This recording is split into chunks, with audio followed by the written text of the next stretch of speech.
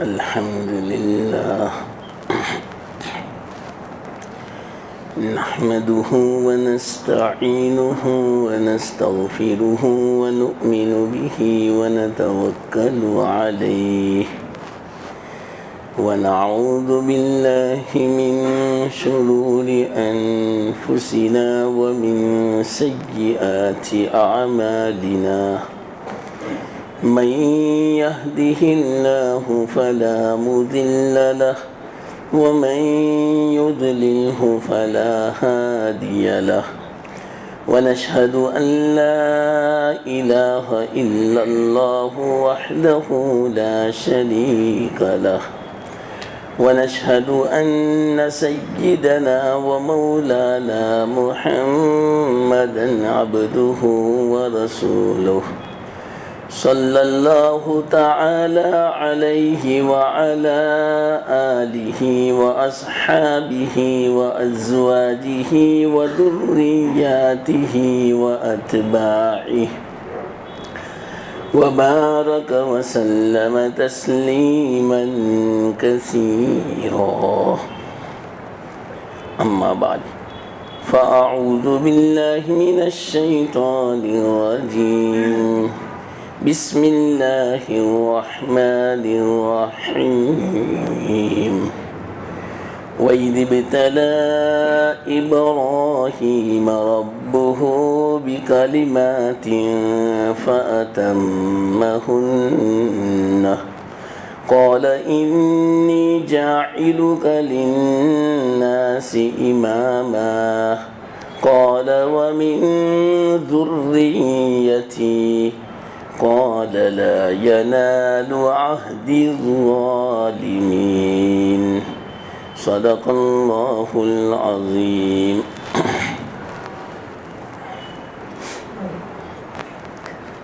محترم دوستو بزرگو،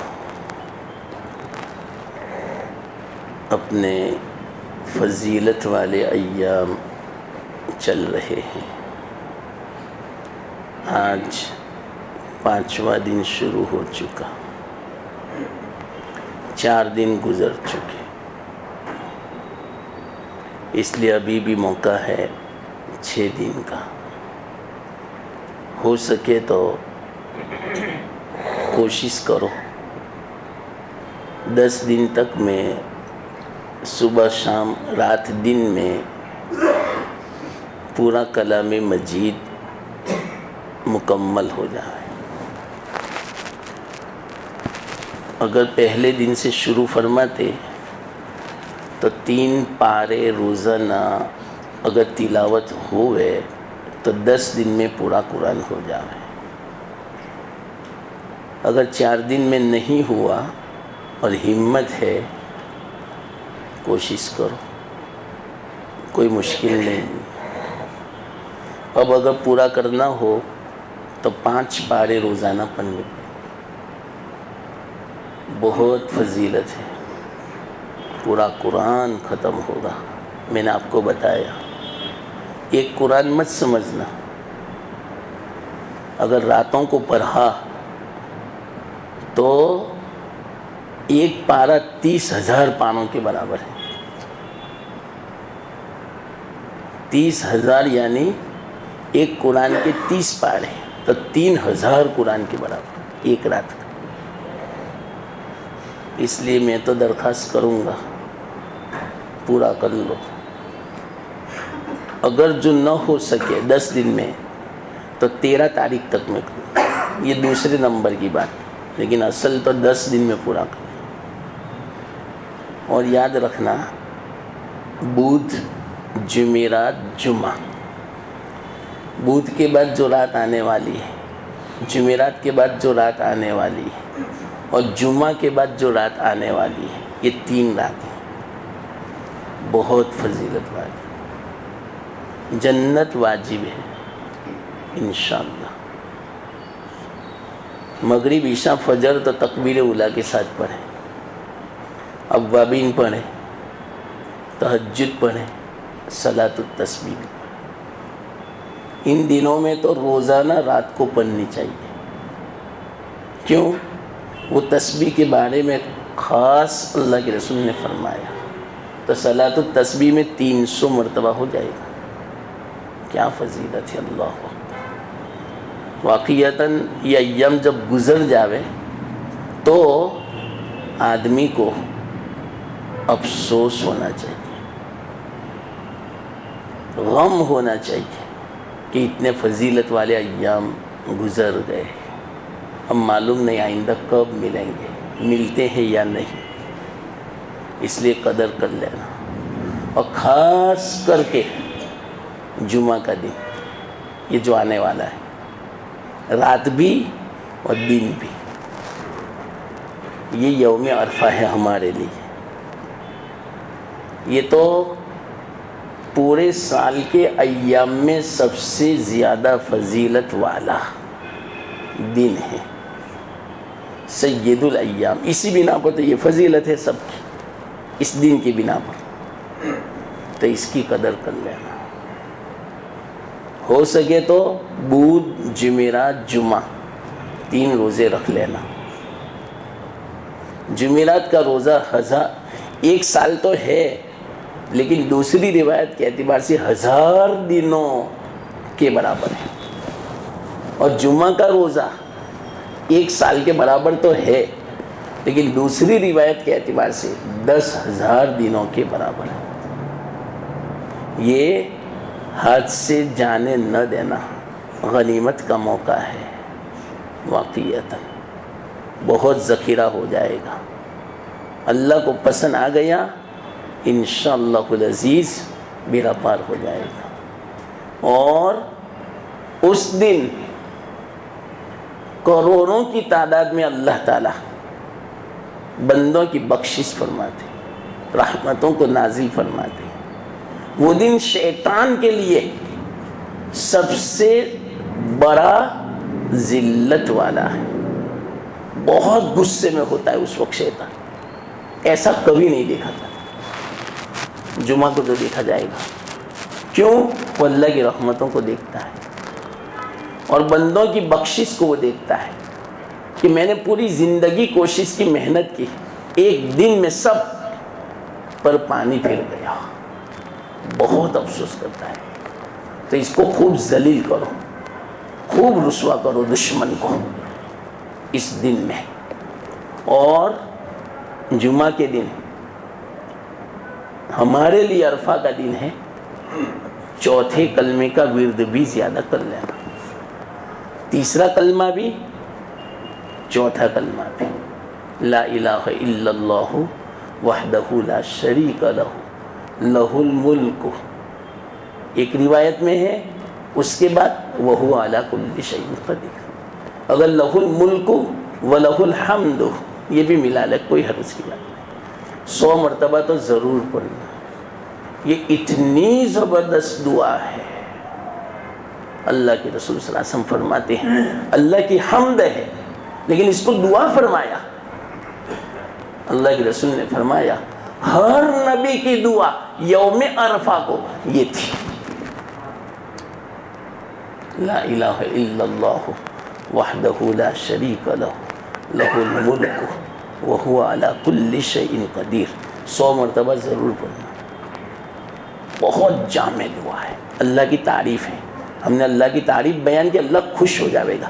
اللہ جب خوش ہوگا ہماری ساری تمنا پوری ہو جائے گی. سب سے بڑی جو بات ہے، اللہ جو خوش ہو گیا تو مغفرت ہو گئی، بخشش ہو گئی، جنت کا فیصلہ ہو چکا، جہنم سے نجات کا فیصلہ ہو چکا. تو ضرور 100 مرتبہ پڑھیں اس کو.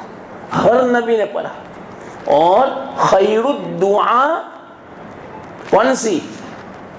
دعا یوم عرفہ او کما قال علیہ الصلوۃ والسلام. دعا میں سب سے بہتر اگر کوئی دعا ہے تو عرفہ کے دن کی دعا، یہ فرمایا. اور عرفہ کے دن کی دعا جو انبیاء نے مانگی وہ سب سے بہتر، اور یہ مانگی تھی لا الہ. تو چلتے پھرتے پڑھتے ہوئے. اور اللہ کے واسطے آخری جمعہ ہے ایسا، پورے سال میں ایسا جمعہ نہیں آئے گا، نہ رمضان کا جمعہ نہ کوئی دوسرا جمعہ جو ابھی جمعہ آنے والا ہے. قدر کر لینا. رات کو بھی صلاۃ التسبیح پڑھو، شب قدر ہے، اور یوم عرفہ کی شب قدر، اور دن کو بھی جمعہ کا دن بہت فضیلت والا ہے، یوم عرفہ، دن کو بھی صلاۃ التسبیح پڑھو۔ میں تو آپ سے یہی کہوں گا کہ 10 دن میں تو روزانہ رات کو پڑھو، اور جتنی جمعہ میں جمعہ کو بھی پڑھو، تو 10 دن میں 12 صلاۃ التسبیح ہوگی، اور اس کے بعد 3 ایام تشریق، تینوں راتوں میں تو 15 صلاۃ التسبیح ہوگی، 15 صلاۃ التسبیح پڑھو۔ یہ دن تو عبادت کے لیے فارغ کرنا ہے، دنیا کا کام کم کرنا ہے، پھر بعد میں دیکھنا اللہ کی مدد کیسی برکت ہوتی ہے، دنیا کے کام بھی آسان ہو جائیں گے۔ تو یہ تو کرنا ہی پڑے گا۔ 4 دن گئے، معلوم نہیں کس نے کتنی مرتبہ صلاۃ التسبیح پڑھی، راتوں کو پڑھی یا نہیں، جمعہ گئی پڑھی یا نہیں، پتہ نہیں، نہ پڑھی ہو تو واقعاتاً افسوس کی بات ہے۔ اس کا مطلب کہ ابھی تک ہمارے دل میں عظمت آئی ہی نہیں، اہمیت پیدا ہی نہیں ہوئی ابھی تک۔ اور 4 دن میں ہماری نمازیں کیسی ہوئی پتہ نہیں، تکبیر اولیٰ ہوئی یا نہیں، آگے پیچھے سنت نوافل ہوئی یا نہیں، اوابین تہجد ہوئی یا نہیں، نہ ہوئی ہو تو واقعاتاً بہت افسوس کی بات ہے۔ میرے پاس الفاظ نہیں افسوس کہ اتنی زیادہ فضیلت، اللہ اکبر۔ میں نے کہا تھا رمضان مبارک میں تو صرف ایک شب قدر، اور وہ بھی تلاش کرنی پڑے، اس میں تو 10 کی 10 راتیں شب قدر، اور ہر دن 1 سال کے برابر، اور رمضان کا ایک دن 10 دن کے برابر، یہ روزے کے اعتبار سے، ورنہ فضیلت کے اعتبار سے ہر دن 1000 دن کے برابر، اور عرفہ کا دن 10,000 کے برابر۔ تو کتنے ہوئے پتا آپ کو؟ 19,000 دنوں کے برابر ہوا،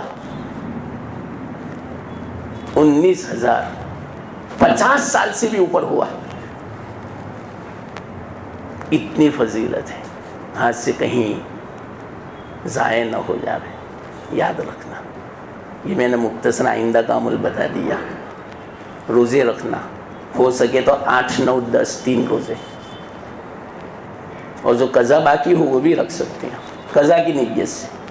انشاءاللہ اللہ سے امید ہے ان دنوں کی فضیلت بھی مل جائے گی، اور خاص کر کے عورتوں سے کہیں جلدی اٹھو، رات کو حساب لگاؤ کہ صلاۃ التسبیح مجھے کتنی دیر لگتی ہے، پھر تہجد بھی پڑھنا ہے، تلاوت بھی کرنا ہے، دعا بھی کرنا ہے، سورہ یاسین بھی پڑھنی ہے۔ ایک سورہ یاسین 30,000 سورہ یاسین کے برابر ہے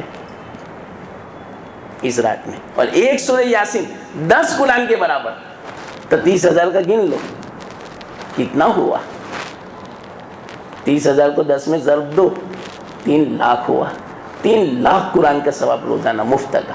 معلوم نہیں 4 دن کیسے گئے۔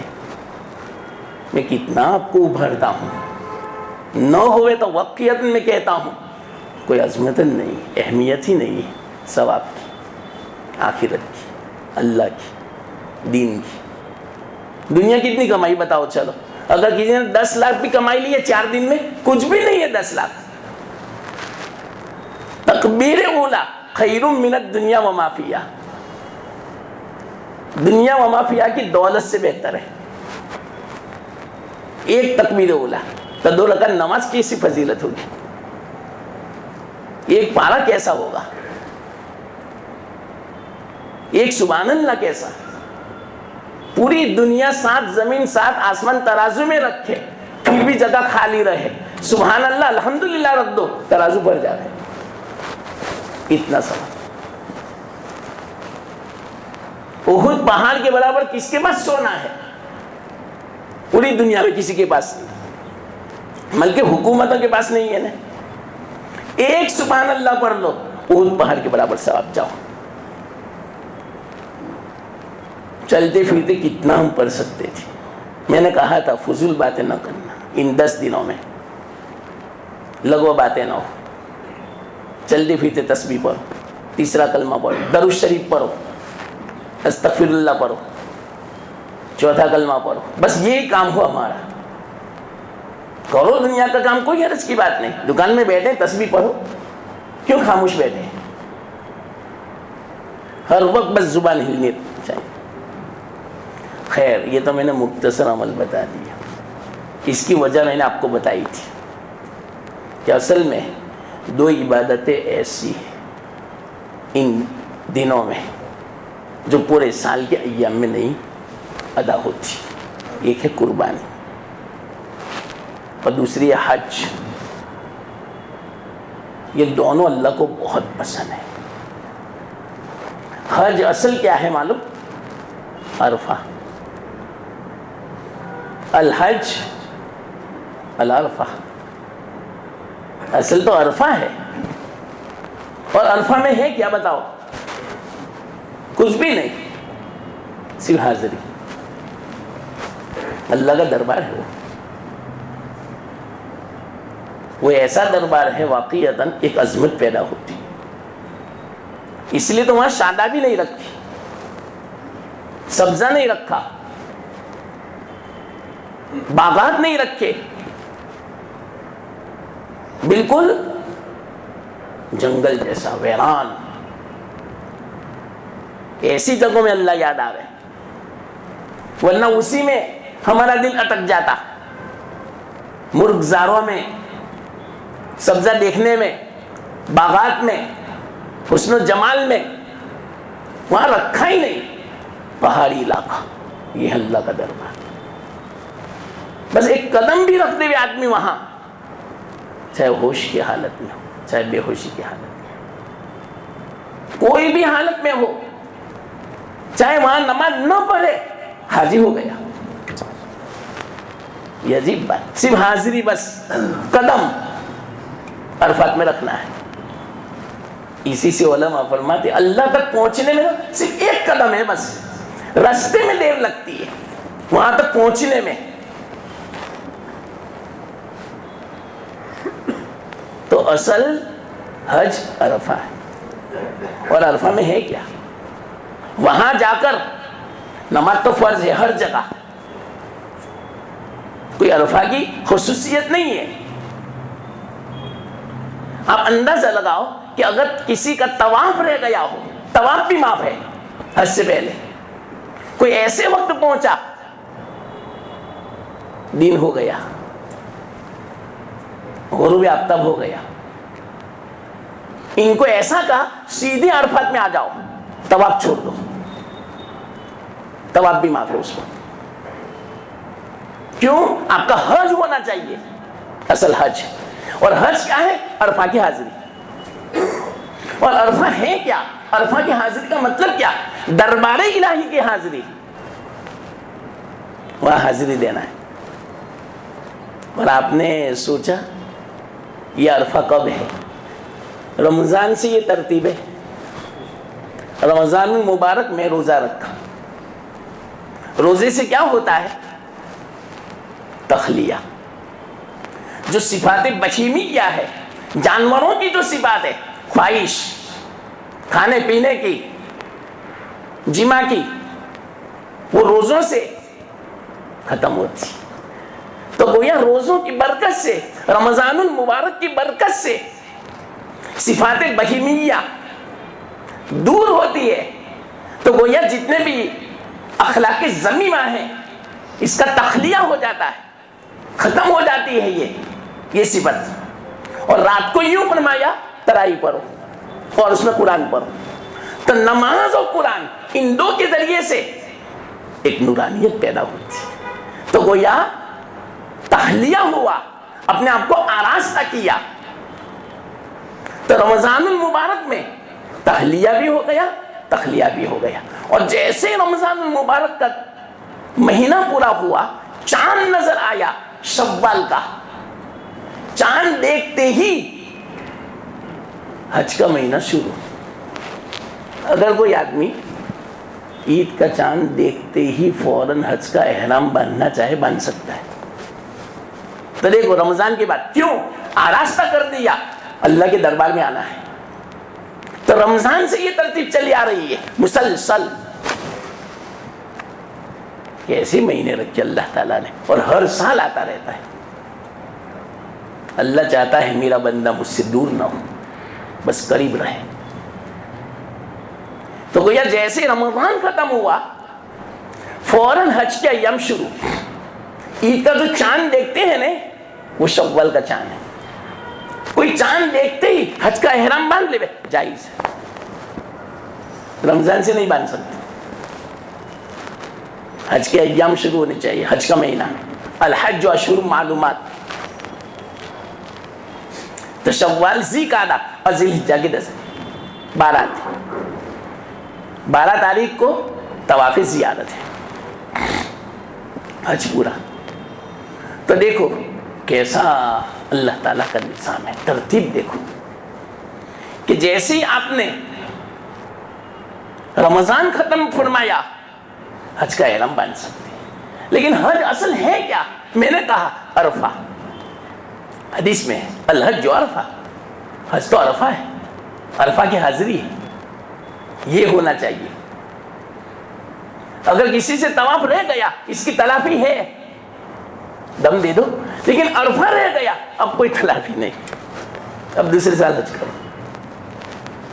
طواف زیارت یہ رہ جاوے تو اس کی بھی تلافی ہے، قربانی اس کی بھی تلافی ہے، ہر چیز کی تلافی ہے، لیکن عرفہ کی تلافی نہیں ہے۔ عرفہ تو اصل ہے، تو عرفہ ہے کیا؟ یہ دربار الہی،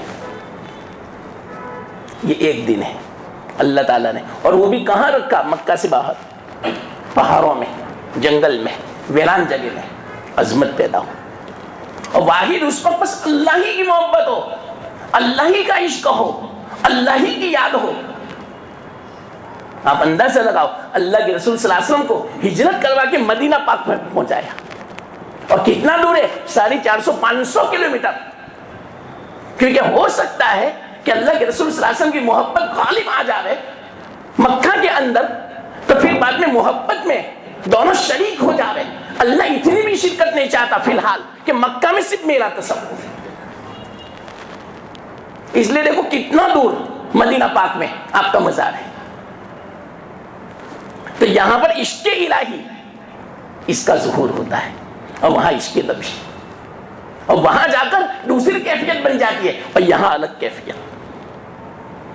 یہاں ایک عاشق ہوتا ہے، ادھر سے ادھر بھاگنا، کبھی طواف کرنا، کبھی کنکری مارنا، کبھی مزدلفہ جانا، کبھی مینا آنا، کبھی عرفہ جانا، بس اسی طرح دوڑ بھاگ، بس سب دیوانہ وار۔ دیوانہ ایسا ہی ہوتا ہے، اللہ کا دیوانہ، تو وہاں دیوانہ باقی رکھنا تھا۔ دیکھو اللہ کی غیرت، دیکھو کہ یہاں بس میرا تصور، تو ایسی جگہ پر میدان رکھا کہ جہاں کوئی سبزہ نہیں، کوئی باغ نہیں، کوئی مرغزار نہیں، کچھ نہیں، وہاں پر صرف زمین، پہاڑ اور آسمان نظر آوے، اللہ کی بڑائی، اللہ کی عظمت یاد آوے۔ تو اصل حج عرفہ ہے، عرفہ کی حاضری۔ اچھا، اب ہم نے حاضری تو دے دی، چاہے کوئی بھی ہو، چاہے دنیا کا بادشاہ کیوں نہ ہو، یہ تو بادشاہوں کے بادشاہ، اور دربار میں ہمیں حاضر ہونا ہے۔ تو حاضری کے بعد اب کیا پیش کرنا ہے؟ قاعدہ ہے، کوئی بھی آدمی ہو ان کے پاس جاؤ، تحفہ لے کر جاؤ، یہ اللہ ہیں، ہمارے معبود، ہم اللہ کے دربار میں جا رہے ہیں، تو وہاں تحفہ پیش کرو۔ تب آپ ہی بتاؤ کیا تحفہ ہو سکتا ہے؟ اللہ سب سے بڑے، ہمارے سب سے محبوب، سب سے زیادہ قریب، کہ وہاں جو کوئی پہنچا اللہ تک پہنچ چکا، اللہ کے دربار میں پہنچ چکا، اللہ مل گیا، مغفرت کی اور رحمت کی بارشیں ہوتی ہیں وہاں پر، اربوں خربوں کی تعداد میں جہنم سے جہنمی آزاد ہوتے ہیں۔ اللہ تعالیٰ آسمان دنیا پر تشریف لائے ہیں، اعلان پہ اعلان ہو رہے ہیں، فرشتوں پر فخر کر رہے ہیں اللہ تعالیٰ اس دن میں۔ اس لیے یہ دن یاد رکھنا، ہاں، جمعہ کا دن، گناہ سے بچنا، حدیث میں نظر کی حفاظت ہو، زبان کی حفاظت ہو، کان کی حفاظت ہو، بس اتنی حفاظت کوئی کر لے، روزہ رکھ لو، حفاظت ہو جائے گی انشاءاللہ۔ تو آئندہ عرفہ تک سارے گناہ معاف، اور ثواب ملے گا وہ الگ۔ تو یہ اللہ کے دربار کی حاضری کا دن ہے۔ ہاں، تو دربار میں حاضر ہو گئے، اب کیا تحفہ پیش کرنا ہے؟ تو جیسا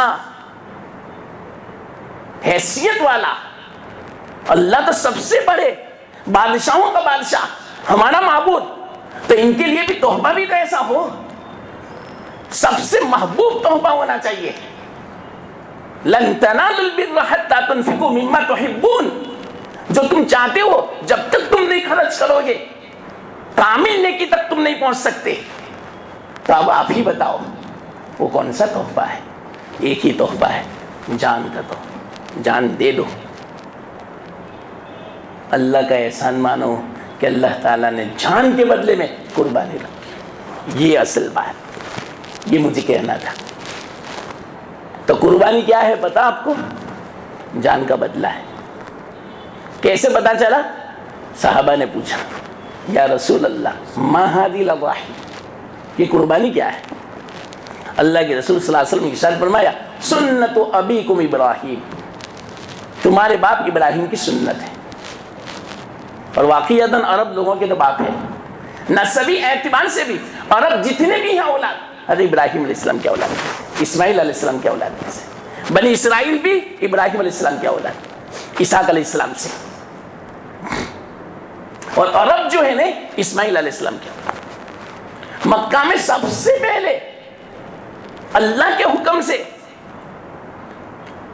حضرت نوح علیہ السلام کے زمانے میں جو طوفان آیا تھا، کعبہ شریف منہدم ہو گیا تھا، دیواریں بھی ختم ہو چکی تھی، صرف ٹیلے کی شکل تھی، پائے بھی نظر نہیں آتے تھے. اللہ نے حکم دیا ابراہیم علیہ السلام کو ان پایوں کو اٹھاؤ، میرا گھر بناؤ. اس سے پہلے حضرت آدم علیہ السلام نے بنایا تھا، اور اس سے پہلے فرشتوں نے بنایا تھا. اور قومیں جب نوح علیہ السلام پر عذاب آیا تھا، طوفان کی شکل میں، پوری دنیا میں پانی تھا، پہاڑ تک پانی تھا. صرف اتنے ہی بچے تھے پوری دنیا میں، جانور اور انسان جتنے کشتی میں تھے، بس سب ہلاک ہو گئے. اور کشتی میں کتنے تھے انسان؟ 80، اور جانور تھے بس. ہر جانور کا جوڑا تھا، بکری بکرا، میز میسا، یہ وہ سب اس طرح. اسی طرح درندہ بھی، اسی طرح ہر جانور تھا. اس کے علاوہ پوری دنیا فنا ہو گئی تھی.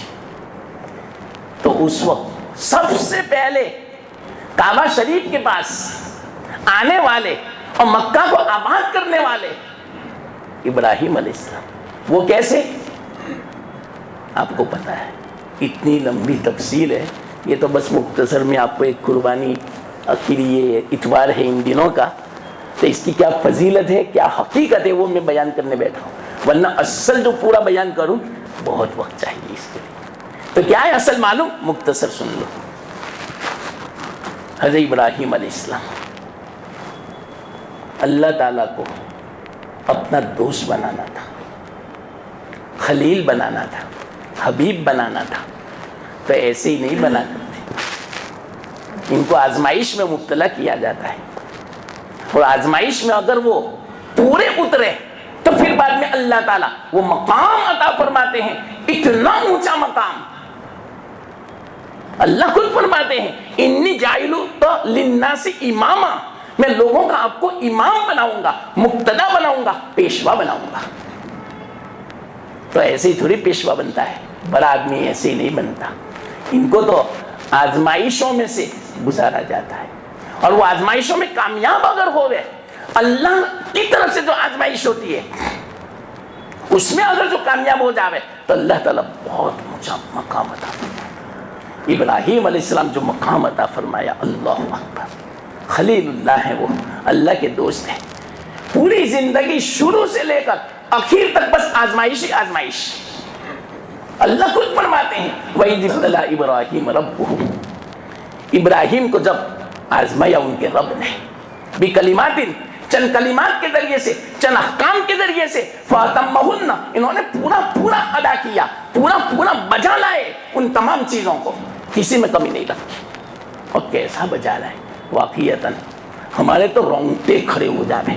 ابراہیم علیہ السلام کے جب امتحانات لیا گیا تھا، آزمائش، فرشتوں میں ہلچل مچ جاتی تھی، آسمان اور زمین کی جو مخلوق ہے وہ ہل جاتی تھی ابراہیم علیہ السلام کی آزمائش میں. لیکن ابراہیم علیہ السلام دس سے مس نہیں ہوتے، خوشی خوشی اس آزمائش میں پورے اترتے تھے۔ اللہ تعالیٰ نے واقعتاً کیسی تربیت فرمائی تھی، کیسا ان کو بنایا تھا۔ بس یہ اصل میں سبق لینا ہے ہمیں ابراہیم علیہ السلام کی زندگی سے، ان کی قربانی سے، کہ انہوں نے اللہ کے حکم کے سامنے سب کچھ قربان کر دیا۔ بس یہ ایک سبق ہے آج جو میں آپ کو سمجھانا چاہتا ہوں قربانی کا، ورنہ اس کی تفصیل بہت ہے، تاریخ تو بہت بڑی ہے، لمبی ہے۔ بس ایک بات سمجھ لو، ہمیں اس قربانی سے کیا سبق لینا ہے؟ بس ایک ہی سبق لینا ہے، سب سے اوپر اللہ کا حکم ہے۔ جو کچھ بھی ہو جاوے، چاہے بظاہر ہمیں دنیا کا نقصان نظر آتا ہے، کوئی حرج کی بات نہیں، اللہ کا حکم نہیں ٹوٹنا چاہیے۔ چاہے دنیا کا نقصان ہو جاوے، گھر کا نقصان ہو جاوے، ارے جان چلی جاوے، اولاد قربان ہو جاوے، بیوی کو قربان کرنا پڑے، وطن کو قربان کرنا پڑے، مال کو قربان کرنا پڑے، یہ ساری مثالیں حضرت ابراہیم علیہ السلام کی زندگی میں ہیں۔ انہوں نے سب قربان کر دیا اللہ کے حکم کے سامنے۔ اسی بنا پر صحیح معنوں میں مسلم اسی کو کہتے ہیں، مسلم یعنی اسلام، اور اسلام کا معنی کیا؟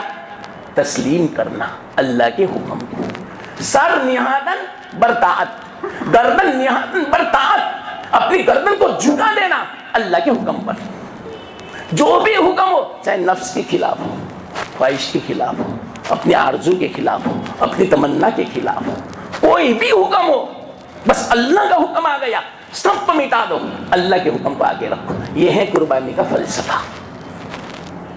یہ جو ہماری زندگی میں آ گیا تو ہم نے صحیح معنوں میں قربانی کی۔ قربانی نہ معلوم کتنے سالوں سے ہم کرتے ہیں، لیکن اگر یہ چیز ہماری زندگی میں نہیں آئی تو کوئی فائدہ نہیں، صرف جانور ہم ذبح کرتے ہیں اور گوشت کھا لیتے ہیں بس۔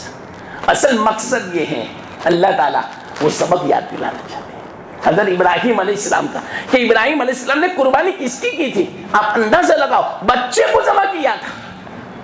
انہوں نے تو پوری کوشش کر ڈالی تھی، لیکن اللہ کا حکم نہیں تھا ذبح ہونا۔ ہاں تو اب سنو مختصر، مکہ کیسا تھا؟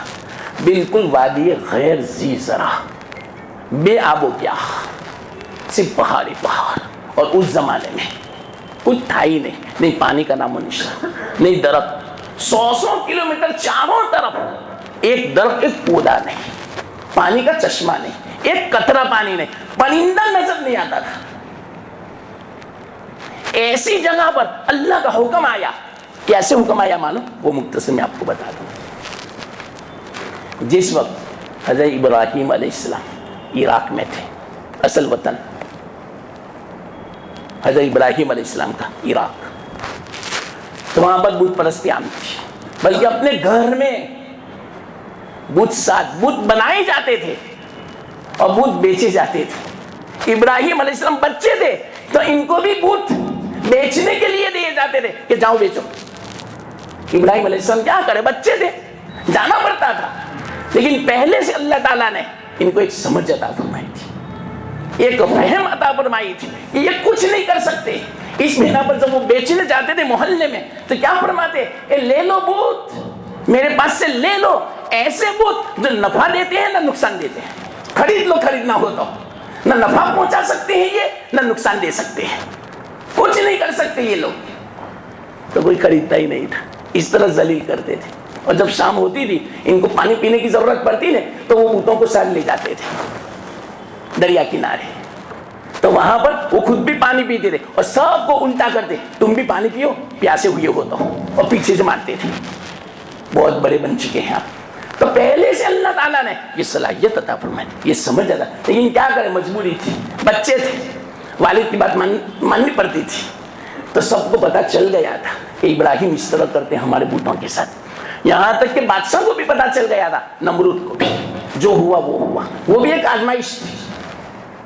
تو کیا ہوا، جس وقت پورا ملک ابراہیم علیہ السلام کا دشمن، گھر والے دشمن، رشتہ دار دشمن، بادشاہ دشمن، اکیلے ابراہیم علیہ السلام، بس ان کی ایک بہن تھی، چچا زاد بہن حضرت سارہ، اور ان کے ایک بھتیجے تھے حضرت لوط، وہ بعد میں نبی بنے، بس یہ تین ایسے تھے کہ بس صرف مسلمان تھے، ان کے علاوہ کوئی نہیں. تو ان کو وطن چھوڑنا پڑا. کیوں وطن چھوڑنا پڑا؟ بہت پریشانی تھی، بہت آزمائش تھی. کیسی آزمائش؟ عید کا دن آیا ان کا، قوم کا، نمرود کے یہاں جو خوشی کا دن منایا جاتا ہے. اور وہ خوشی کا دن کیسا ہوتا تھا؟ میلے لگتے تھے شہر سے باہر، اور وہاں بتوں کی عبادت ہوتی تھی. تو ابراہیم علیہ السلام سے بھی کہا آپ کو بھی آنا پڑے گا. تو کہا میں کیسے آؤں؟ میں نہیں آ سکتا. بہانے نکالے. سب ہے کہ انی سقیم، کلام مجید میں میں بیمار ہوں. کہ مثال کے طور پر قوم جو تھی نا ستارہ پرست بھی تھی، نجومی بھی تھی. تو ستاروں کو دیکھ کر بھی یوں فرمایا تھا کہ انی سقیم، میں تو بیمار ہوں، میں نہیں آ سکتا. تو کسی بھی طرح بہانہ نکال کر نہیں گئے، اکیلے رہ گئے ابراہیم علیہ السلام. ان کو اصل میں وہ کرنا تھا، بتوں کو توڑنا تھا اور لوگوں کو سمجھانا تھا. تو سب چلے گئے. تو جو بت کھانا تھا اس میں ایک بہت بڑا بت تھا اور دوسرے سب چھوٹے چھوٹے تھے. کلہاڑی لی، سب بتوں کو توڑ دیا، اور بڑا جو بت تھا اس کے گلے میں کلہاڑی لٹکا دی. سارے لوگ آئے عبادت خانے میں.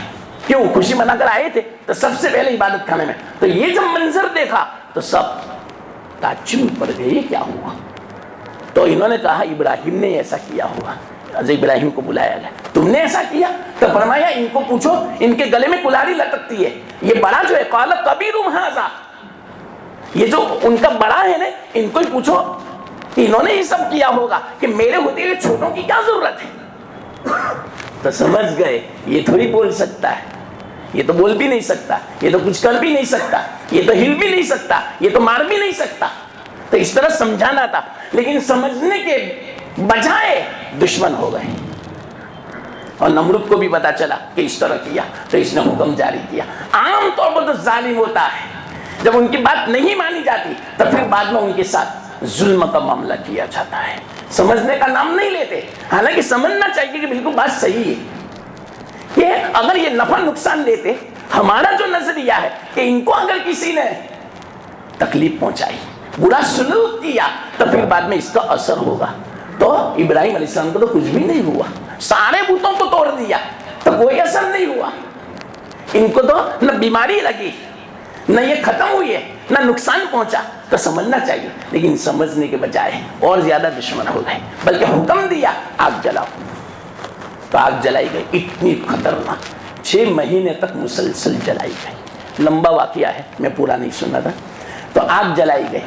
جب وقت آیا ابراہیم علیہ السلام کو آگ میں ڈالنے کا، کپڑے بھی اتار دیے. اب اس سے اندازہ لگا بالکل ننگی کر دیے گئے. اللہ نے وہاں جنت سے بھیجے تھے لباس حضرت جبرائیل علیہ السلام کے ذریعے سے. آگ میں ڈالنے سے پہلے حضرت جبرائیل آ بھی گئے تھے، اپنی گود میں اٹھا بھی لیا تھا اور لباس بھی پہنا دیا تھا. اسی بنا پر ٹھیک. تو کیا ہوا؟ ان کو آگ میں ڈالے گئے. 7 دن تک آگ میں رہے تھے. سب دیکھ رہے تھے کہ آگ ان کو کوئی اثر نہیں کرتی. حالانکہ آگ میں ڈالے جانے سے پہلے حضرت جبرائیل علیہ السلام آئے. اب دیکھو ابراہیم علیہ السلام کا توکل دیکھو، اللہ سے محبت دیکھو، اللہ پر اعتماد دیکھو. جبرائیل علیہ السلام آئے، فرشتوں میں کھلبلی مچ گئی تھی. پورے آسمان کے فرشتے انتظام میں سب دیکھ رہے تھے کہ یہ کیا ہو رہا ہے، کتنی خطرناک آگ، اور ابراہیم کو ڈالا جائے گا اس میں. تو جبرائیل آئے اپنی دوستی ظاہر کرنے کے لیے، ہمدردی کو ظاہر کرنے کے لیے. حضرت جبرائیل نے پوچھا ابراہیم کوئی مدد ہو تو مجھے کہو، میرے ساتھ سارے فرشتے ہیں، پانی کے بھی فرشتے ہیں، ہوا کے بھی فرشتے ہیں، اور میں خود اس آگ کو بجھا سکتا ہوں. جبرائیل علیہ السلام نے نہ کہا، مجھے کوئی ضرورت نہیں. تو کہا اگر میری کوئی ضرورت نہ ہو تو میں اللہ سے کہوں. آپ مجھے اتنا کہہ دو، ہاں اللہ سے کہو کہ میری مدد فرمائے. کیا فرمایا؟ اس کی بھی مجھے ضرورت نہیں. آپ کو کیوں واسطہ بناؤ؟ اللہ سب جانتا ہے. میں کیوں کہوں؟ اللہ جانتا ہے. اللہ کے نام کی بنا پر یہ سب کچھ میں برداشت کر رہا ہوں. یہ آزمائش اللہ کے خاطر ہے. کچھ نہیں کہا، اللہ سب دیکھتا ہے، اللہ میری مدد فرمائے گا. براہ راست مجھے کسی کو واسطہ نہیں بنانا ہے. دیکھو کیسا ارادہ، کیسا پختہ ان کا یقین تھا اللہ تعالیٰ کی ذات پر. یہ ہے صحیح معنی میں. یہ اللہ کو دکھانا تھا ساری مخلوق کو، ساری دنیا والوں کو، کہ ہم نے ایسے ابراہیم کو خلیل نہیں بنایا، ایسے دوست نہیں بنایا، ان کے اندر ایسی صلاحیتیں تھی، لوگوں کو دکھانے کے لیے آزمائش تھی۔ اللہ کو سب جانتے تھے کہ ہمارے ابراہیم کیسے ہیں، ایسی صلاحیت تھی، ان کا اعتماد تھا، ان کا یقین تھا، ان کا ایمان تھا، لیکن لوگوں کو دکھانے کے لیے آزمائش تھی۔ بس ان کو ڈالا، فوراً براہ راست اللہ نے حکم دیا، یا نار کونی بردم و سلاما، یہ آنکھ ٹھنڈی ہو جا، صرف ٹھنڈی نہیں فرمایا، اگر ٹھنڈی ہو جاتی برف والی یہ بھی نقصان دہ تھی، اس لیے فرمایا ٹھنڈی کیسی، وہ سلامہ، سلامتی والے۔ ابراہیم علیہ السلام کو 7 دن تک آگ میں جو سکون ملا، جو لطف اور راحت جو ملا نا، ایسا باہر بھی نہیں ملا تھا، ایسی آگ اللہ تعالیٰ، اور یہ حکم عام تھا، یا نارو، کوئی بھی آگ، اسی لیے آتا ہے روایتوں میں پوری دنیا کی آگ 7 دن تک ٹھنڈی رہی تھی، لوگ آگ جلاتے تھے، اس پر ہاتھ بھی رکھتے تھے، کچھ نہیں ہوتا تھا، ٹھنڈی اور سلامتی والی۔ ان کو پتہ ہی نہیں تھا کہ ایسا کیوں ہے پوری دنیا میں، اللہ کا حکم تھا براہ راست، یہ تو مخلوق ہے اللہ تعالیٰ کی، تو آگ کو بھی ٹھنڈی کر دی اللہ تعالیٰ نے۔ یہ کب ہوتا ہے معلوم؟ جب بندہ اپنے آپ کو اللہ کو سپرد کر دیتا ہے، ساری مخلوق اس کی خادم بن جاتی ہے، ساری مخلوق اس کی غلام بن جاتی ہے۔ آگ کتنی خطرناک چیز ہے، اور یہ تو 6 مہینے تک جلتی تھی، بلکہ اتنی خطرناک تھی کہ اوپر سے پرندہ جاتا تھا 1 مائل اوپر سے تو وہاں سے گزر بھی نہیں سکتا تھا، ایسی خطرناک گرمی ہوتی تھی، حرارت تھی کہ وہ گزرتی ہی خاک ہو جاتا تھا، جل کے بسم ہو جاتا تھا، اتنی خطرناک گرم آگ تھی، 6 مہینے تک جلائی تھی، لیکن ابراہیم علیہ السلام آرام سے بیٹھے ہوئے تھے۔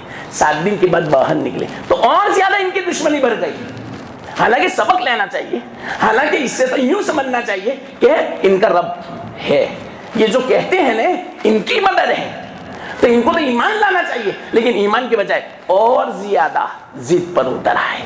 کیا کہا معلوم ابا نے؟ ابراہیم بیٹا تو نہیں سدھرے گا، تو اگر نہیں مانے گا، ہمارے بتوں کو نہیں مانے گا، ہمارے بتوں کو سجدہ نہیں کرے گا، تو یاد رکھنا پتھر مار مار کے ہم ادھر دیں گے، رجم کر دیں گے، سنسار کر دیں گے۔ باپ کیوں کہہ رہا ہے؟ لیکن ابراہیم علیہ السلام نے جواب نہیں دیا ابا کو، چاہے میرا باپ بت فروش بھی ہے، بت پرست بھی ہے، بت ساز بھی ہے، بت بنانے والا بھی ہے، بتوں کو بیچنے والا بھی ہے، بتوں کی عبادت کرنے والا بھی ہے، لیکن ابراہیم علیہ السلام نے ایسا جواب نہیں دیا، بلکہ یوں کہا ابا ایسا مت کرو، آپ ذرا سمجھو، یہ بت کوئی فائدہ نہیں دیتے، آپ کو میں صحیح میں سمجھاتا ہوں ابا جان، آپ اگر مجھے مارو گے تو میں یہاں سے چلا جاؤں گا، اور آپ کے لیے ہمیشہ مغفرت کی دعا کروں گا، آپ کے لیے میں ہدایت کی دعا کروں گا۔ یہ جواب دیا ابراہیم علیہ السلام نے۔ کیسی صلاحیت ہوگی، اس کو بولتے ہیں بہت اونچے اخلاق۔ صبر تو دیکھو ان کا، صبر کا معنی یہ ہوتا ہے بلند اخلاق، کہ اینٹ کا جواب اینٹ سے نہیں بلکہ اس کا جواب دعاؤں سے دیتے ہیں۔ اور ابا کو بے ادبی نہیں کی، جواب نہیں دیا منہ تو، بلکہ ان کے لیے ساستغفر لک ربی، یا اے میرے رب ان کے لیے میں دعا کروں۔ بلکہ یہاں تک آتا ہے حدیث میں کل قیامت کے دن جب ابا کی حالت بڑی خطرناک ہوگی، ابراہیم علیہ السلام دیکھیں گے تو ابراہیم علیہ السلام فرمائیں گے یا اللہ تو نے وعدہ کیا تھا کہ میں آپ کو قیامت کے دن رسوا نہیں کروں گا، ذلیل نہیں کروں گا، تو یا اللہ اس سے بڑی رسوائی کیا کہ باپ جہنم میں جاوے، یا اللہ میرے باپ کو معاف فرما دے، جنت میں پہنچا دے۔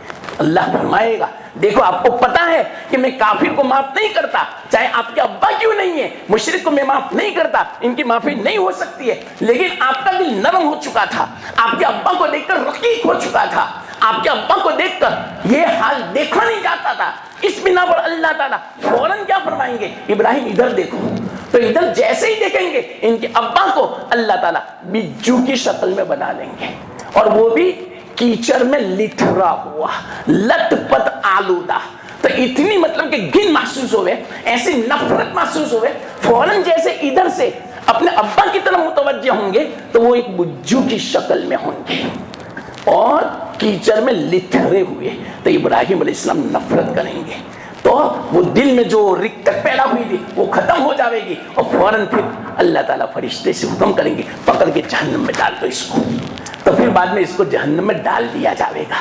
تو دیکھو کیسے ابراہیم علیہ السلام ہوں گے کہ اتنا سب ستایا، وطن سے نکالا، ان کے لیے کیا نہیں کیا. آگ میں ڈالنے کے لیے والد خود کوشش کر رہے ہیں اور خود آگ جلا رہے ہیں. آپ اندازہ لگاؤ، اس کے باوجود پوری زندگی دعا کی ابراہیم علیہ السلام نے، لیکن ان کی تقدیر میں نہیں تھا، ان کے نصیب میں ایمان نہیں تھا. تو یہاں تک کہ مرنے کے بعد بھی حشر کے میدان میں حدیث میں آتا ہے اس طرح کی رعایت فرمائیں گے، اللہ سے سفارش فرمائیں گے، لیکن قبول نہیں ہوگی. اس سے پتا چلا چاہے ابراہیم علیہ السلام اللہ کے دوست ہیں، خلیل ہیں، لیکن یہ معاف نہیں ہو سکتا، شرک معاف نہیں ہو سکتا. تو جب ابراہیم علیہ السلام کو یوں دھمکی دی کہ آپ کو پتھروں سے مار مار کے ختم کر دیں گے، تو ابراہیم علیہ السلام نے کہا میں تو اب چلا جاتا ہوں. کیوں؟ اس سے تو ان کو سبق لینا چاہیے کہ اللہ تعالیٰ نے آگ سے مجھے بچایا، آگ نے ذرہ برابر ایک بال بھی میرا بیکا نہیں کیا، نہیں جلا سکی آگ. تو اس سے تو ان کو ایمان میں داخل ہونا چاہیے، بلکہ اور زیادہ دشمن بن چکی. تو پھر بعد میں انہوں نے کہا اب میں تو جاتا ہوں، بس اللہ تعالیٰ مجھے جہاں لے جاوے.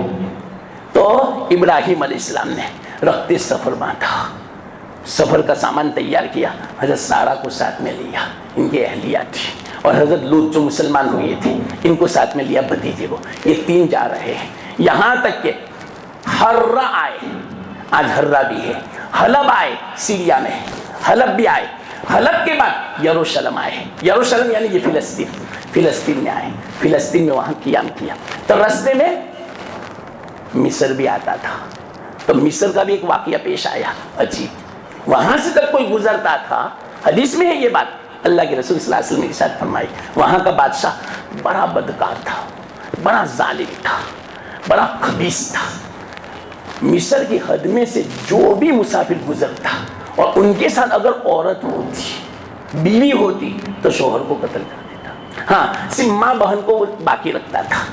تو وہاں پر جو سپاہی بیٹھے ہوئے تھے، انہوں نے اطلاع دی کہ یہاں سے ایک وفد چھوٹا سا گزر رہا ہے، اس میں ایک عورت ہے ایسی خوبصورت، آج تک ہم نے زندگی میں اتنی حسینہ، اتنی جمیلہ نہیں دیکھی. بادشاہ ایک دم سے بتاب ہو گیا، جلدی سے میرے پاس لے آؤ. تو ابراہیم علیہ السلام کو تو پتا تھا کہ اس کی نیت خراب ہے، یہ خبیث ہے، اور اسی طرح وہ یہ برا پھیل کرتا ہے. تو حضرت سارہ کو سمجھایا کہ دیکھو یہ بہن کو کچھ نہیں کرتا، ماں کو کچھ نہیں کرتا، اس لیے تو جاوے نے تو یوں کہنا کہ وہ تو میرے بھائی ہیں ابراہیم. تو میں یوں کہوں گا میری بہن ہے. بیوی مت کہنا کہ میں ان کی بیوی ہوں، وہ میرے شوہر ہیں، ورنہ وہ ہاتھ مارے گا تمہیں خراب نیت سے، بری نیت سے. تو اسی طرح گئے، جب آئے پوچھا یہ کون ہے. اوہو، پہلے تو وہ حیرت میں پڑ گیا، ایسا حسن زندگی میں کبھی دیکھا ہی نہیں تھا، حضرت سارہ جیسا. تو اس نے کچھ پوچھا ہی نہیں کہ بیویوں کو بہن ہو، بس اس نے پوری نیت کر لی، دروازے بند کر لیے. ابھی اس کے اوپر ہاتھ، سارہ کے اوپر مارنے جا رہا تھا، اللہ تعالیٰ نے اس سے بھی بچا لیا، فوراً ہاتھ چل ہو گیا. اور ایسا مطلب کہ وہ گر پڑا کہ جس طرح ایک دیوانہ اور اس طرح کوئی بیمار زمین پر تڑپتا ہے، اس طرح تڑپنے لگا. حضرت سارہ کو ڈر پیدا ہو گیا. حضرت سارہ نے یوں سمجھا کہ یہ میرا نام آئے گا کہ اس عورت نے کچھ کیا بادشاہ کو، بدنامی کے خاطر، بدنامی سے بچنے کے خاطر. حضرت سارہ نے فوراً ہاتھ اٹھائے. اس نے کہا بھی کہ میرے لیے دعا کرو، میں ایسا کبھی نہیں کروں گا، آپ کو بری نیت سے میں نہیں چھوؤں گا. حضرت سارہ نے ہاتھ اٹھایا، یا اللہ میری بدنامی ہوگی، میری رسوائی ہوگی، تو اس کو اچھا کر دے. بس اتنا دعا کرنا، اچھا خاصا ہو گیا. لیکن اس سے بھی سبق نہیں ملا، فوراً ہاتھ بڑھانے لگا. آپ اس سے اندازہ لگاؤ کیسا وہ بے قرار ہو گیا ہوگا. حضرت سارہ کو 3 مرتبہ ایسا ہوا، اللہ کے رسول صلی اللہ علیہ وسلم نے فرمایا، تیسری مرتبہ کہا کہ اب تو ان پر ہاتھ نہیں بڑھا سکتی، اس سے بہتر ہے کہ یہاں سے نکالو. تو اپنی رسوائی نہ ہو بادشاہ کی، اپنی وہ خسیانہ پن ظاہر نہ ہو، اس بنا پر اس نے کیا کیا معلوم؟ سپاہیوں کو بلایا دربار کہ آپ کیسی عورت کو لے آئے، یہ تو شیطان لگتی ہے. حالانکہ اس کے دل میں عظمت پیدا ہو چکی تھی، یہ بہت بڑی ولیہ لگتی ہے کہ میں ہاتھ لگاتا ہوں تو میرے اوپر ایک آفت آ جاتی ہے اللہ کی طرف سے. تو انہوں نے کہا ان کو یہاں سے نکالو، ایسی عورت کو نہیں لانے کا. چلو اگر یہ صحیح معنوں میں اپنی بات میں سچا تھا تو پھر باپ نے اپنی بیٹی، اپنی جو بچی، اپنی جو صاحبزادی تھی حاجرہ، کیوں خدمت کے لیے تھی. اس نے کیا کہا معلوم؟ آتا ہے روایتوں میں، تفسیروں میں، کہ میری بیٹی کسی کے یہاں بادشاہ کے گھرانے میں اگر نکاح کر کے جاوے، منکوہا بن کے جاوے، اس سے بہتر ہے کہ ایسی ولیہ جو خاتون ہے اس کی خادمہ بن کے زندگی گزارے. تو خادمہ کی شکل میں دیتی تھی خدمت کی.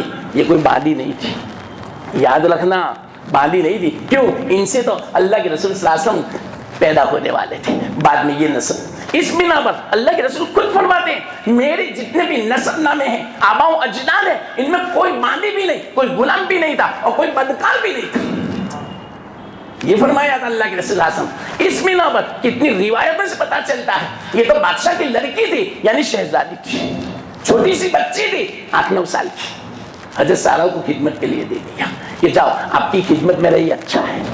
تو جیسے ابراہیم علیہ السلام ادھر نماز پڑھ رہے تھے, اللہ کے رسول صلی اللہ علیہ وسلم فرمایا کہ یا اللہ مدد فرمانا. اس سے پتا چلا کوئی مصیبت آوے, چاہے کوئی بھی مصیبت ہو, نماز میں لگ جاؤ, اللہ تعالیٰ کو پکارو, صلاۃ الحاجہ پڑھو, اللہ سے دعا کرو, انشاءاللہ العزیز یقین رکھو گے اللہ اس کی مدد سے مصیبت کو دفع فرما دیں گے. سارہ کو بھی یوں فرمایا تھا, آپ بھی ایسا رہنا. حضرت سارہ نے بھی دعا کی تھی, یا اللہ آج تک میں نے کوئی ایسا غلط کام نہیں کیا, یہ میرے ساتھ بدنیتی کرتا ہے تو یا اللہ تم میری حفاظت فرمانا. تو جانتا ہے کہ میں اپنے شوہر کے لیے بس آج تک حلال ہوں, آج تک میں نے ایسا غلط کام نہیں کیا, تو یا اللہ یہ میرے ساتھ اس طرح غلط حرکت نہ کر سکے, تو میری مدد فرمانا. فوراً اللہ کی مدد آتی ہے, لیکن ایسا ہونا بھی تو چاہیے. ہاں تو پھر کیا ہوا, صاحبزادی دے دی حضرت حاجرہ. حضرت سارہ علیہ السلام جیسے آئے, ابراہیم علیہ السلام نماز میں تھے, نماز میں پوچھ لیا, آپ اس سے اندازہ لگا کتنے بےتاب ہوں گے. اشارے سے پوچھا کیا ہوا, ابراہیم علیہ السلام دیکھ رہے ہیں سارہ کو, کوئی حرج کی بات نہیں, نماز میں اس طرح کر سکتے ہیں, اشارے سے کیا. تو حضرت سارہ نے فرمایا کہ اس کے مکر کو اسی پر اللہ نے لوٹا دیا. وہ میرے ساتھ مکر کرنا چاہتا تھا تو اللہ تعالیٰ نے اس کا بدلہ لیا اور اسی کو اس طرح مطلب کہ کر دیا. تو اللہ تعالیٰ نے مجھے محفوظ رکھا, اللہ کا شکر ادا کیا. پھر وہاں سے گئے حضرت ابراہیم علیہ السلام. تو کیسے امتحان ہے, دیکھو وطن چھوڑا, ماں باپ چھوڑے. وطن چھوڑنا آسان نہیں ہے, بہت مشکل ہے, اور کوئی سامان نہیں, کوئی ساتھ میں نہیں, بس والدین بھی کوئی نہیں, اور کس طرح زبردستی ان کو نکالا. تو وطن بھی چھوڑا اللہ کے خاطر. ان پر جو آزمائشیں آئی حضرت ابراہیم علیہ السلام پر, واقعتاً ایسی آزمائشیں کسی پر نہیں آئی. اب یہاں پر یہ بھی ایک آزمائش تھی. اب جیسے حاجرہ ان کو دی تو یروشلم میں آئے, تو یہ تو بچی تھی, ابھی بڑی ہوئی. حضرت سارہ کے یہاں اولاد نہیں ہوتی تھی, یہاں تک کہ ابراہیم علیہ السلام کی عمر 86 سال کی ہو گئی, حضرت سارہ کی عمر 77 سال کی ہو گئی تھی, لیکن کوئی اولاد نہیں تھی. اللہ کو منظور تھا بس یہ, تو کوئی اولاد نہیں تھی. ادھر حاجرہ تھوڑی بڑی ہو گئی, بالغہ ہو گئی, تو انہوں نے یہ سوچا حضرت سارہ نے یہ تو میری خادمہ ہے, تو میں اگر ابراہیم کو ہدیہ کر دوں اور میں یوں کہوں کہ ان سے تم نکاح کر لو, بالغہ ہو چکی ہے, تو ہو سکتا ہے کہ اللہ تعالیٰ اولاد عطا فرمائے. کئی سالوں سے ہم اولاد کی تمنا کرتے ہیں. تو جیسے حاجرہ مطلب کہ عاقلہ بالغہ ہو گئی تو دے دی. حضرت ابراہیم علیہ السلام نے نکاح کیا. نکاح کرنے کے بعد واقعتاً اللہ تعالیٰ نے ہونہار حلیم, اللہ تعالیٰ فرماتے ہیں کہ ہم فبشرناہ بغلام حلیم, حلم والا, بردبار والا, صبر والا, ہم ایسا بشارت دیتے ہیں ایسے بچے کی. تو وہ بچہ دیا اسماعیل کی شکل میں. تو اب آپ کو پتا ہے کہ 2 سوکنے ہو اور کئی سالوں سے نکاح ہوا تھا, بچہ بھی نہیں, اور ان کو تو نکاح ہوتے پہلے سال بچہ ہو گیا, اور اتنا خوبصورت 2 سوکون میں چپکلش ہونے والی تھی. تو حضرت سارہ بہت ناراض رہتی تھی, غصے ہوتی تھی, اور یہ تو خادمہ تھی اور انہوں نے ہدیے میں دی تھی, اور ان کے یہاں تو بچہ بھی پیدا ہوا تھا. تو یہ تو کوئی ایسی بات نہیں ہے, یہ تو بشری تقاضا ہے, یہ تو فطرت میں ہے. اللہ کے رسول صلی اللہ علیہ وسلم کی جو ازواج تھی ان میں بھی کھینچا تانی رہتی تھی, رسا کشی اور چپکلش رہتی تھی آپس میں. تو ان دو میں اس طرح چپکلش ہونے لگی. تو ابراہیم علیہ السلام نے سوچا اور ان 2 بیویوں کو الگ کرنا ہے, کیا کروں میں. یہاں تک کہ آپ اندازہ لگاؤ, سارہ نے یہاں تک کہا کہ دیکھو حاجرہ میں تیری ناک بھی کاٹ دوں گی, تیرے کانوں کو بھی کاٹ دوں گی, اور قسم کھائی. لیکن سارہ بھی تو سارہ تھی, انہوں نے بھی بڑے مجاہدات کیے تھے, بڑی قربانیاں دی تھی, ابراہیم علیہ السلام کے ساتھ زندگی گزاری تھی. اس بنا پہ انہوں نے قسم کھائی تھی, نظر مانی تھی, اور نظر کو پورا کرنا واجب تھا, ضروری تھا. اور ادھر حاجرہ یہ بھی تو بیوی تھی اور اس کا کوئی قصور نہیں تھا.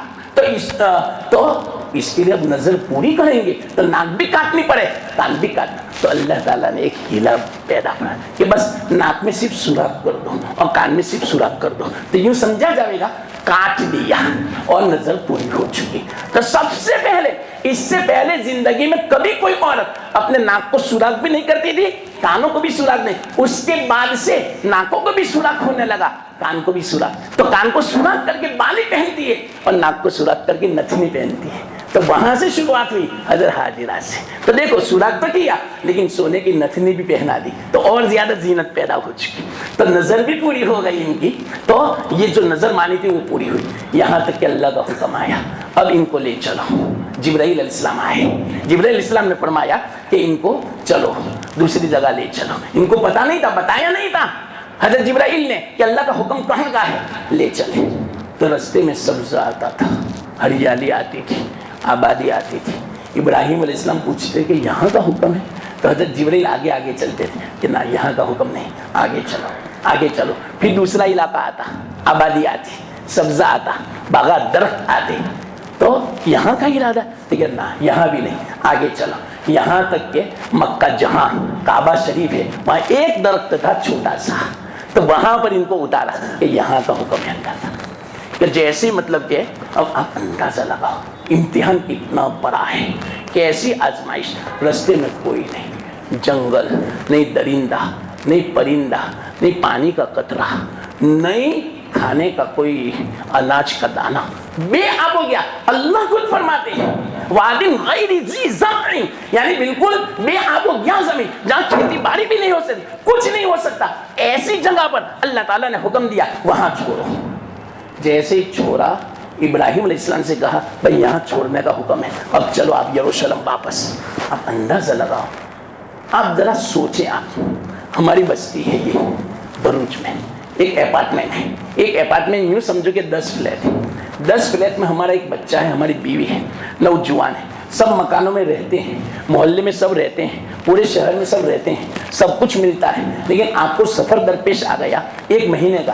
چلو بتاؤ اس وقت آپ کی کیا حالت ہوگی. حالانکہ سب رہتے ہیں پھر بھی آپ بے چین ہوں گے، بے قرار ہوگا کہ کیا ہوگا میری اس بچے کا، میری بیوی کا. معلوم نہیں کیا ہوئے کیا نہ ہوئے، کوئی ضرورت پیش آ جاوے، کوئی چور آ جاوے، کوئی خبیث آ جاوے، کوئی بدنیت والا تو عجیب و غریب سب خیالات آئیں گے. حالانکہ بستی ہے، آبادی ہے، سب کچھ ہے. اس کے باوجود یہ تو کیسی جگہ معلوم، 100 کلومیٹر تک نہیں پرندے کا گزر، نہیں پانی کا قطرہ، نہیں کوئی چشمہ، نہ کوئی باغ، نہ کوئی درندہ، نہ کوئی جانور، کوئی نہیں. اور پہاڑی پہاڑ، کوئی درخت بھی نہیں. معمولی سے ایک درخت جیسا تھا جہاں زمزم کا کنواں ہے، مقام ابراہیم وہاں پر. تو کیا ہوا، جبرائیل علیہ السلام نے کہا یہاں چھوڑ دو. چھوڑ دیا. آپ اندازہ لگاؤ حضرت حاجرہ کی عمر بہت تو 15-20 سال ہوگی اور بچے تھے چھوٹے سے، دودھ پیتے بچے، 1 سال بھی نہیں ہوا تھا. تو ان کے پاس صرف ایک کھجور کی تھیلی تھی اور ایک مشکیزہ تھا پانی کا، بس یہ رکھ دیا. اور یہ رکھ کے ایک دم سے حضرت ابراہیم علیہ السلام تو چلتے بنے. تو حضرت حاجرہ نوجوان تھی، بیوی تھی، رو رہی ہے، پیچھے بھاگ رہی ہے، ہمیں آپ کہاں چھوڑ کے جا رہے ہیں، یہ تو دیکھو کیسی جگہ ہے. آپ ذرا سوچنا، کیونکہ وقت نہیں. میں نے کہا نا کہ پورا واقعہ میں سناؤ 4-5 گھنٹے لگے. پوری جو بات میں اگر قربانی کی آپ کو میں سناؤں، کیسے قربانی دی ابراہیم علیہ السلام نے، کیسے یہ قبول ہوئی، کیوں اتنی زیادہ فضیلت ہے، کیوں قیامت تک اس قربانی کی سنت و ابھی کو میں سمجھا رہا ہوں. اللہ کے رسول صلی اللہ علیہ وسلم نے یہ جو فرمایا تمہارے باپ کی سنت ہے، یہ کیوں سنت فرمایا، یہ اگر جو سمجھانا ہو واقعیت اس کے اندر کیا لکھا، کیا عجیب بات ہے، کیا آزمائش ہے، کیا امتحانات ہے ابراہیم علیہ السلام کے. تو کیا فرمایا، بس یہاں سے آپ کو جانا. تو حاجرہ پیچھے بھاگ رہی ہے، ابراہیم السلام دیکھتے بھی نہیں. اللہ کا حکم، بس ختم بات. اب کوئی پرواہ نہیں بیوی کی پرواہ، نہیں بچے کی پرواہ. یہ دوسرا امتحان تھا خطرناک. آگے چلے. لیکن حاجرہ بھی تو ابراہیم علیہ السلام کی بیوی تھی، وہاں تربیت پائی تھی. حاجرہ نے پوچھا کیوں نہیں بولتے کہ اللہ کا حکم ہے یہاں چھوڑنے کا. ہاں بس اتنا کہا. ہاں اوہو، تب تو فکر نہیں، تب تو اللہ تعالیٰ ہمیں ضائع نہیں کرے گا. جاؤ اپنا کام کرو، اللہ کا حکم پورا، ہم اکیلے رہیں گے. آپ اندازہ لگاؤ پہلی رات جب آئی ہوگی کیسے گزاری، رات کو کیسے نیند آئی ہوگی. چھوٹا سا بچہ ہے، منا سا، چاند کو شرما دے اتنا خوبصورت، غلام بھی اس کے سامنے ہچ، ایسا بچہ گود میں ہے. اور نوجوان لڑکی اور خوبصورت حاجرہ، شہزادی تھی بادشاہ کی لڑکی، وہ بھی حسینہ جمیلہ، اور اکیلی لکو تک میدان ہے، پہاڑیوں کے بیچ میں ہے. یا اللہ، آپ ہی بتاؤ کیا حالات گزرے. ارے ان سے زیادہ خطرناک حالت ابراہیم کی ہوئی ہوگی کہ یا اللہ میں کہاں چھوڑ کے آیا ہوں, لیکن اللہ کا حکم تھا, بس ختم بات. اللہ کے حکم کے سامنے بیوی بھی قربان, بچے بھی قربان. بس چلتے رہے یہاں تک کہ پہاڑی ایسی آئی کہ جہاں سے نظر نہیں آتے تھے تو پہاڑی کے پیچھے کھڑے ہو گئے, اور کھڑے ہونے کے بعد دیکھا اب نظر آتی ہے کہ نہیں حاجرہ, تو نہیں آئی. ٹھیک ہے, بس یہاں کھڑے ہو کر پھر دعا مانگی تھی. یا اللہ, پورا رکوع ہے اس کے بارے میں, کیا دعا مانگی تھی. یا اللہ اکیلے ہیں, میری بیوی میرا بچہ, یہاں پر ایسا انتظام فرما دے کہ پھل بھی خوب ہو, پانی بھی ہو, لوگ بھی آ جاوے. پورا رکوع ہے اس کے بارے میں عجیب و غریب. تو اللہ تعالیٰ نے ساری دعائیں قبول فرمائی. یہ تھی آزمائش خطرناک. اور اس کے بعد ہر مہینے میں ایک مرتبہ آتے تھے یروشلم سے, ایک گھوڑا تھا زبردست. یہ اللہ حدیث میں بخاری شریف میں یہ جتنی بھی باتیں میں نے بخاری شریف کا خلاصہ میں نے بیان کیا جلدی. تو ہر مہینے خبر لینے آتے تھے, صبح میں آتے تھے, دن میں. جب حضرت اسماعیل علیہ السلام ذرا بڑے ہوئے, چلتے پھرتے ہو گئے, آپ کے ساتھ چلتے تھے, آتے تھے یروشلم سے تو آپ کے ساتھ چل رہے. کتنا خوبصورت بچہ لگتا ہوگا, باپ کی انگلی پکڑ کے.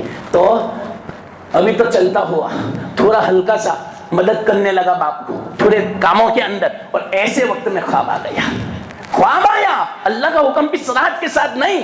اور اصل میں خواب کیوں آیا معلوم, بعض روایتوں سے پتہ چلتا ہے ابراہیم علیہ السلام نے کہا تھا یا اللہ اگر تو مجھے بچہ دے میں تیرے راستے میں قربان کروں گا. میں نظر تو بھول گئے تھے ابراہیم علیہ السلام, کیونکہ کئی سالوں کے بعد بچہ پیدا ہوا, 86 سال کے بعد بچہ پیدا ہوا, بچہ ہی نہیں ہوتا تھا, تو بھول گئے تھے. تو اللہ تعالیٰ نے خواب میں یاد دلایا کہ آپ نے تو نظر مانی تھی, پورا نہیں کرتی آپ. تو ایک دم سے خواب پہلے دن آیا. کون سی تاریخ کو معلوم, 8ویں تاریخ کو, بدھ کے دن. اس کو یوم ترویہ بولتے ہیں. کیوں معلوم, یوم ترویہ ایک تو دوسرا بھی معنی ہے, ایک دوسرا معنی یہ بھی ہے کہ جب پہلے دن خواب آیا تو ان کو شوق ہوا کہ کوئی باپ تو اپنے بیٹے کو ذبح نہ کرے, یہ شیطان کی طرف سے نہیں ہوگا. تو ذرا شوق ہونے لگا. تو وہ رات جو تھی نے, اس کو یوم الترویہ کہتے ہیں. ترویہ یعنی شوق والی رات. تو شوق ہوا, لیکن دوسرے دن پھر خواب آیا کہ میں اپنے بچے کو ذبح کر رہا ہوں. اب ان کو اطمینان ہو گیا, نہیں اللہ کا حکم ہے, سکون ہو گیا. اس لیے اس کو یوم عرفہ بولتے ہیں. عرفہ یعنی پہچان گئے کہ ہاں اللہ ہی کا حکم ہے. پھر انہوں نے یہ سوچا کہ اب دیکھو آئندہ, تو 10ویں جو تاریخ تھی یوم النحر, پھر خواب آیا تو کہتے ذبح کرو. تو تیسرا دن ذبح کرنے کا تھا, اس بنا پر اس کا نام ہے یوم النحر. یہ 3 دن تھے. یہ زبردست امتحان تھا.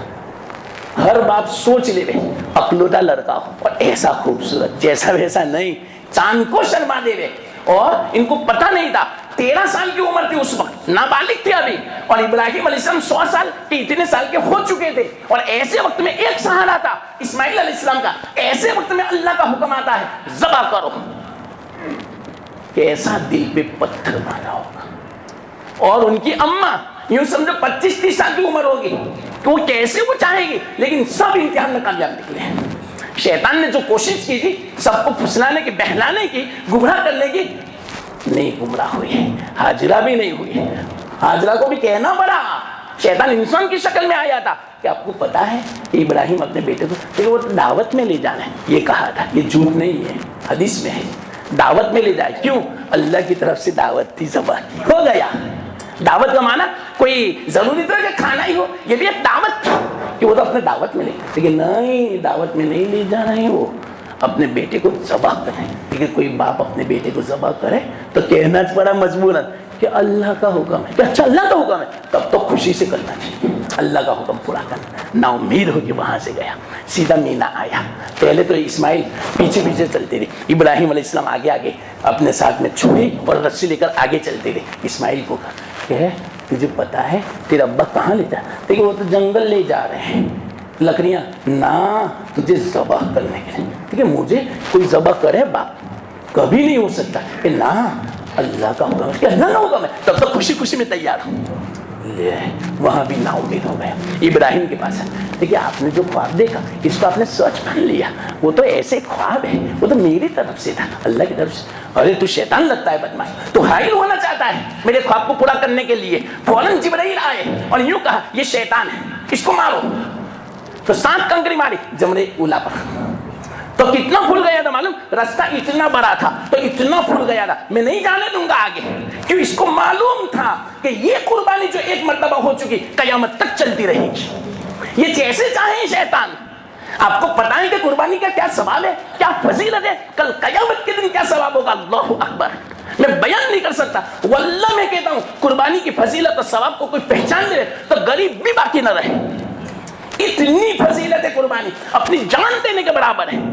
ابراہیم علیہ السلام اپنے بچے کو ذبح کیا تھا, بچے کو اللہ کے راستے میں ذبح کیا, کتنا بڑا ثواب ہے, کتنا ثواب قربانی کا ہے. کل قیامت کے دن جو جانور ہوگا 70 گنا وزن کر کے ترازو میں رکھا جائے گا. اس کے بالوں کو ہر بال کے بارے میں نیکی ملے گی, ثواب ملے گا, کھوروں کے برابر بھی, چمڑی کے برابر بھی, ہر چیز کے برابر بھی. اتنی زبردست فضیلت ہے. اللہ کے رسول صلی اللہ علیہ وسلم بیان فرمائی واقعتاً غریب بھی باقی نہ رہے. لیکن آج کل ہم اس کو بوجھ سمجھتے ہیں. یہ افسوس کی بات ہے. کیسا بوجھ سمجھتے ہیں کہ عید کے اگلے دن لے لیں گے, کون اس کی پرورش کرے. کیوں, ہماری عورتیں تو نازک ہو چکی ہیں بالکل, ان سے تو ذرہ برابر صفائی نہ ہوئے, ان کو نہلاوے بھی نہیں, ان کو گھاس چارہ بھی نہ دے. ہمارے اس لوگوں کو رکھنا پڑے, خادموں کو رکھنا پڑے, ہمارے عورتوں کو کہہ بھی نہیں سکتے. اتنا خطرناک, ان کو پتہ نہیں کہ خدمت کرو گے کل قیامت کے دن کام آئے گا. یہی جانور ہمیں انشاءاللہ العزیز کل قیامت کے دن جہنم سے بچا دے گا. یہی سواری بنے گی جنت میں جانے کے لیے, اور کتنا ثواب ملے گا میں بیان نہیں. اور آج کل کتنا بہت سمجھتے ہیں, یہ بھی نہیں کرنا چاہتے, ہم اپنے گھر کو گندا بھی نہیں کرنا چاہتے. ارے گھر کو گندا کرنے کی بات کرتے ہو, ارے اس میں کیا ہوگا, یہ سب کرو گے تو. اللہ کے رسول صاحب کبھی زندگی میں قربانی نہیں چھوڑ, تو آج ہم بہت سمجھ کے باہر بیچوا دیتے ہیں. اور کیا سمجھتے ہیں, اچھا ہے نا 1000 روپے کا ایک حصہ, 1500 کا حصہ, یہ بوجھ اتارنے کے لیے 1500 روپے. یا اللہ آپ ذرا سمجھو کیسا مہنگائی کا زمانہ ہے, 1500 روپے ہوئے, معلوم نہیں اس میں کتنے بوگس ہوتے ہیں. ارے اتنے واقعات ہیں میرے پاس تو یہ بوگس کے اور دھوکے کے کہ آپ کو بیان نہیں کر سکتا. معلوم نہیں ہم نے کتنی قربانیاں دی ہوگی باہر, اور قربانی آج تک ہوئی نہیں, اور اس کا جواب کل قیامت کے دن دینا پڑے گا. قربانی واجب ہے, اس کو تو گناہ ہوگا, لیکن ہماری قربانی نہیں, اس کا کیا. ارے اتنے واقعات ہیں یہاں کے بھی اور باہر کے بھی, بڑے بڑے اچھے لوگوں کے واقعات ہیں کہ قربانی کے پیسے ہضم کر گئے اور قربانی ہوئی نہیں. اور 100 قربانی میں ایک کچھ قربانی سب کو دکھاتا ہے. جب بھی کوئی جاتا ہے یہ آپ کا پارا ہے, کوئی دوسرا گیا یہ آپ کا پارا ہے. یا اللہ یہ پارا تو بہت برکتی ہے, اس 7 حصے نہیں 700 حصے اس کے اندر تو. یا اللہ نہیں سمجھتے لوگ, ایک بوجھ سمجھتے ہیں. ایسا مت سمجھو, کیا کرے اللہ ہم بچ گئے. میں جلدی میں خس باتیں آپ کو سنانے والا تھا, تو ایسا مت کرو, ابھی بھی وقت ہے. تو کوئی بڑا جانور ہو تو اس میں اپنا حصہ لے لو اور یہاں رکھو. یہاں بھی تو اب بیچارے کتنے ایسے ہیں گوشت نہیں ملتا, محروم رہتے ہیں. کتنے لوگوں نے شکایت کی محلے, ہم تو عید کے دن بھی گوشت نہیں کھاتے, بیچارے غریب لوگ. مالدار تو پورا سال کھاتے رہتے ہیں, بکرا بھی سب کچھ کھاتے رہتے ہیں, لیکن غریب تو ایسے دنوں میں تو کم سے کم اچھا گوشت کھانا چاہیے, یہ بھی نہیں ملتا بیچاروں کو. کیوں, ہم باہر سب بیچ دیتے ہیں, ایک بوجھ سمجھتے ہیں. اللہ کے رسول نے فرمایا بوجھ مت سمجھو, خوش دلی سے کرو اس جانور کو. کیوں, خون کا قطرہ نیچے نہیں گرتا, اس سے پہلے قربانی والے کی مغفرت ہو جاتی. اور یہ جانور خون کا قطرہ نیچے گرتا ہے, اس سے پہلے اللہ کے یہاں مقبول ہو جاتا ہے. جب قربانی مقبول ہو گئی تو قربانی کرنے والا مقبول کیوں نہیں ہوگا. تو کتنی خوش دلی سے قربانی. خیر بات پوری نہیں ہوئی اور اوپر 10 منٹ بھی ہو گئی. مجھے ابھی یہ واقعہ سنانا تھا, ایک کیسی آزمائش, اور اس کا خلاصہ مجھے کہنا تھا کہ اللہ کا حکم سب کے اوپر, چاہے اولاد کیوں نہ ہو. اولاد کو بھی ذبح کر دیا, بیوی کو بھی قربان کر دیا, وطن بھی قربان کر دیا, وطن بھی چھوڑ دیا, اپنا سارا مال لٹا دیا, اپنی جان لگا دی آگ کے اندر, ایک اللہ کے حکم کی بنا پر کہ اللہ کا حکم پورا کرنا ہے. تو اللہ کرے ہم اس سے سبق لے. بس یہ بات بھی اگر آپ کے ذہن میں بیٹھ گئی کہ اس قربانی سے ہمیں کیا سبق لینا, کچھ بھی ہو جاوے, صبح کو بہت نیند آتی ہے, قربان کر دو نیند کو, اللہ کا حکم پورا کرو. بہت پیسے ہیں سامنے لیکن دوسرے کا حق ہے, قربان کر دو ان پیسوں کو, اللہ کا حکم ہے کہ ایسے پیسے مت لو.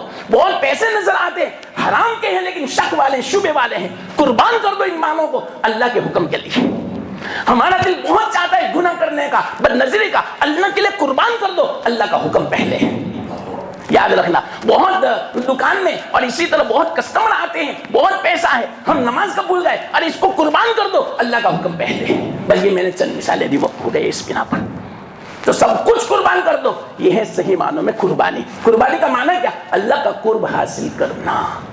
کیسے, جانور ذبح کر کے یا اپنی خواہش کو قربان کر کے اللہ کا قرب حاصل کرنا, اللہ کا حکم پورا کر کے, اس کو بولتے ہیں قربانی صحیح معنوں میں. تو اللہ تعالیٰ قربانی کی جو صحیح معنی میں حقیقت ہے اس سے ہمیں مالا مال فرماوے اور خوش دلی سے ہمیں قربانی کرنے کی توفیق عطا فرمائے اور محبت پیدا ہو جانی چاہیے قربانی سے. عجیب و غریب واقعات ہیں. وآخر دعوانا الحمدللہ رب العالمین. آئندہ اتوار کو نہیں ہوگی کیونکہ عید کا دن ہوگا نا.